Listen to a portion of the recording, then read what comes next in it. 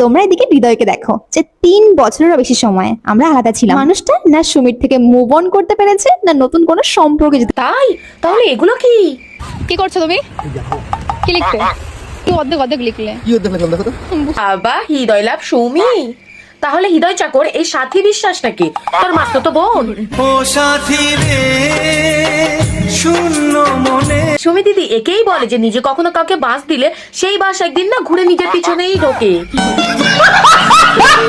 দিল তো তোমাকে আচলা বাস ওই ভেড়াটা, তা ভেড়ার কাছে শেষ পর্যন্ত বাস খেয়ে গেলে সুমি দিদি, এটা লজ্জার বিষয়।